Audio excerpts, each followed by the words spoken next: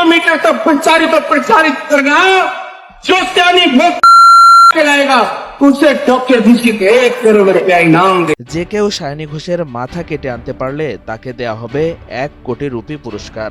এক সময়ের আলোচিত ভারতীয় অভিনেত্রী ও তৃণমূল কংগ্রেসের লোকসভা সদস্য সায়নী ঘোষকে ঘিরে তৈরি হয়েছে নতুন বিতর্ক।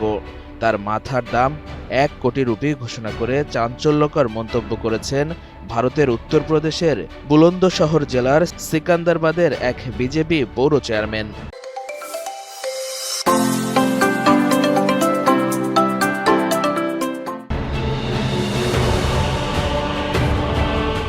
অভিযুক্ত বিজেপি নেতা প্রদীপ দীক্ষিতের একটি ভিডিও ইতোমধ্যে সামাজিক যোগাযোগ মাধ্যমে ভাইরাল হয়েছে।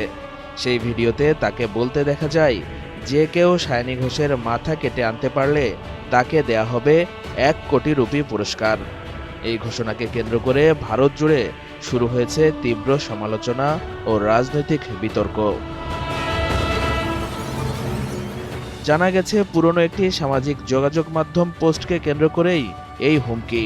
2015 সালে করা সেই পোস্টটি শিবলিঙ্গ নিয়ে আপত্তিকর মন্তব্য ছিল বলে অভিযোগ তোলে কয়েকটি হিন্দু সংগঠন। যদিও পরে সায়নী ঘোষ দাবি করেন তখন তার অ্যাকাউন্ট হ্যাক হয়েছিল এবং নিয়ন্ত্রণ ফিরে পাওয়ার পর বিতর্কিত পোস্টটি মুছে ফেলা হয়।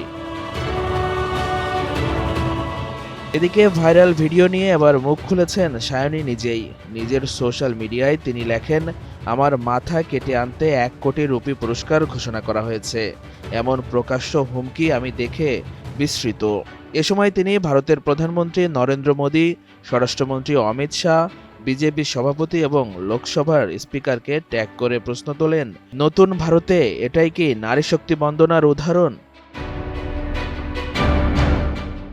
সায়নী আরও অভিযোগ করেন, সদ্য সমাপ্ত পশ্চিমবঙ্গ নির্বাচনে বিজেপি নারী নিরাপত্তাকে বড় ইস্যু করলেও এখন একজন নির্বাচিত নারী প্রতিনিধিকে প্রকাশ্যে হত্যার হুমকি দেওয়া হচ্ছে। তিনি কলকাতা পুলিশ ও উত্তরপ্রদেশ পুলিশকে দ্রুত ব্যবস্থা নেওয়ার আহ্বান জানান। পাশাপাশি তাকে সমর্থন জানানো সবার প্রতি কৃতজ্ঞতা প্রকাশ করে বলেন, ভবিষ্যতেও তিনি স্বাধীনভাবে নিজের মত প্রকাশ করে যাবেন।